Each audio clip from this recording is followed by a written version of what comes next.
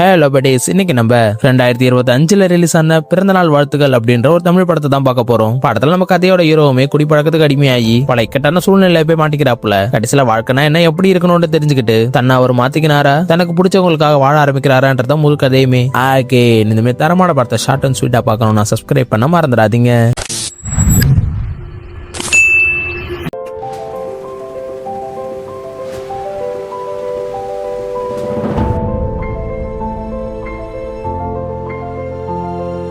இந்த ஒரு கிராமத்துல அன்பன்ற நம்ம ஹீரோவுக்குமே இன்னைக்குதான் பிறந்த நாள். ஆனா இந்த கிராமத்திலுமே பிறந்த நாளை விட இறந்த நாளை தான் ரொம்ப சந்தோஷமா கொண்டாடுவாங்க. ஆக்சுவலா இறந்து போனவங்களோட ஆன்மாவுமே கொஞ்ச நாள் நம்ம கூட வாழ்வாங்கன்னு சொல்லி இந்த கிராம மக்கள் எல்லாருமே நம்புறாங்க. அதனாலதான் இவங்க எல்லாருமே அதை சந்தோஷமா கொண்டாடுறாங்க. ஆனா இதையே ஒரு காரணமா வச்சு இந்த கிராமத்துல இருக்க எல்லாருமே குடிக்க அடிமையாகி காலையில எழுந்ததுல இருந்து இந்த ஊர்ல இருக்க எல்லா ஆண்களுமே சரக்கும் கைமா தான் தெரியுறாங்க. ஹீரோவுமே ஒரு நாள் நல்லாவே குடிச்சு முடிச்சுட்டு வீட்டுக்கு வரையில அவங்க அம்மாவுமே பயங்கரமா திட்டி பார்த்தோம் அவன் ஏதோ திருந்துற மாதிரி தெரியல. இவனோட ஒய்ஃபுமே பிரெக்னெண்டா இருக்காங்க.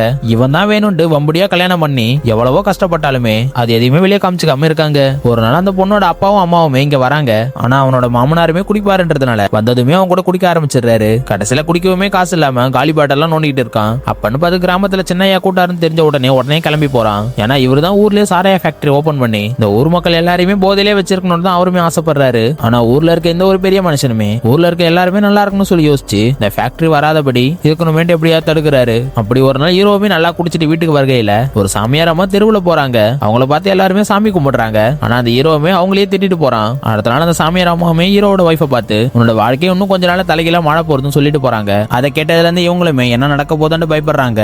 அடுத்த நாள் ஹீரோ கிட்ட வந்து இவங்களுமே கொஞ்ச நாள் குடிக்கிறத நிறுத்துன்னு சொல்லி எவ்வளவு சொல்லி பாக்குறாங்க. ஆனா இவங்க சொல்றதெல்லாம் கேட்காம நம்ம ஹீரோவுமே அடுத்த நாள் சின்னையா கூட்டாருன்னு சொல்லிட்டு திரும்பவும் குடிக்க போயிடுறாப்புல. அந்த நேரம் பார்த்து ஊர்ல அந்த பெரிய மனுஷனான பெரிய ஐயாவும் வராப்புல. கோவத்துல இருந்த சின்னையாவுமே என் ஃபேக்டரி ஓபன் பண்ணாததுக்கு காரணமே நீதான்ட்டு அவனையுமே அடிச்சே கொண்டுறான். இதை பார்த்த நம்ம ஹீரோவுமே பயத்திலே வீட்டுக்கு வந்து படுத்துறாப்புல. ஹீரோட ஃப்ரெண்டான செல்வியுமே அங்க போலீஸா இருப்பாங்க. அவங்க கிட்ட நடந்த விஷயத்தெல்லாம் சொல்லல. இதை போய் தயவு செஞ்சு வெள்ளையாட்டி சொல்லி வைக்காத, அதுவும் உயிருக்கே ஆபத்துன்னு சொல்லிட்டு போயிடுறாங்க.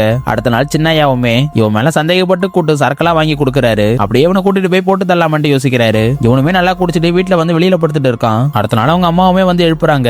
எவ்வளவு அடிச்சு எழுப்பு பாக்குறாங்க. அவனுமே எழுந்திருக்கவே மாட்டான். அவனுமே இறந்து போயிடான்னு முடிவு பண்ணிடுறாங்க. எல்லாரும் சுத்தி அழுகையில இவனுமே கொஞ்ச நேரத்துல எழுந்திருக்கான். ஆனா சுத்தி இருக்க எல்லாருக்குமே இறந்து போனது மாதிரி தான் தெரியுறான். ஆனா இவன் கண்ணுக்கு மட்டும் ஏன் எல்லாருமே அழுவுறீங்க, நான் உயிரோட தானே இருக்கேன்னு சொல்லிட்டு புலம்பிட்டு இருக்கான். அப்பதான் அந்த சாமியார் அம்மாவுமே வந்து முறைச்சு பார்த்துட்டு இருக்காங்க.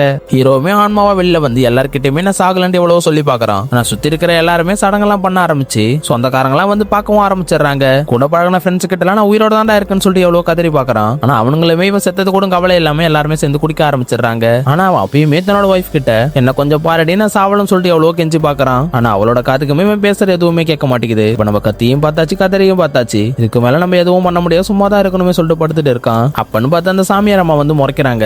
ஆக்சுவலா ஒரு நாள் இவங்க மாட்டுக்கு புல் வச்சுட்டு இருப்பாங்க. இவனுமே தன்னோட ஃப்ரெண்ட்ஸுக்குள்ள வந்து ரகலை பண்ணிட்டு இருக்கான். அதை பார்த்து அந்த சாமியார் அம்மாவுமே நீ இன்னும் கொஞ்ச நாள் உன்னோட சாவியே நேர்ல பாப்பன்ட்டு சாப விட்டுறாங்க. சோ இப்ப அதுதான் காரணமா சொல்லிட்டு ரொம்ப யோசிச்சு இப்ப ஃபீல் பண்றான். அந்த ஒரு ஏழு வீட்லயுமே இவனோட ஃப்ரெண்டு ஒருத்தனமே நண்பன் இறந்து போனது கூட கவலைப்படாம ஃப்ரெண்டோட பொண்டாட்டியவே பார்க்க ஆரம்பிச்சிடறான். இந்த மாதிரி ஆளுங்களை தான் இத்தனை வருஷமா ஃப்ரெண்டுன்னு சொல்லிட்டு கூடிய வச்சிருக்கேன்னு சொல்லிட்டு எவ்வளவோ கடுப்பாவறான். அந்த சமயத்துல ஒரு குட்டி பொண்ணு வந்து இவனையே ஊத்து பார்த்துட்டு இருக்கு. ஆக்சுவலா ஒரு நாள் இவன் குடிக்கிறதுக்கு காசு இல்லைன்னு சொல்லிட்டு அந்த பொண்ணு வச்சிருந்த ஒரு ரூபாயை தூக்கிட்டு ஓடிடுறான். அதனால அந்த பொண்ணுமே இந்த நெத்தில இருந்த காசுமே என்னோட ஒரு ரூபா சொல்லிட்டு தூக்கிட்டு ஓடிடுறா. இப்ப தன்னோட ஒய்ஃபோட அப்பாவும் அம்மாவும் வந்து ரொம்பவே கதற ஆரம்பிக்கிறாங்க. சோ இதுக்கு மேல இவனை நம்பி இருக்காம வேற ஒரு கல்யாணம் பண்ணிக்க சொல்லி எல்லாருமே பேச ஆரம்பிச்சிடுறாங்க.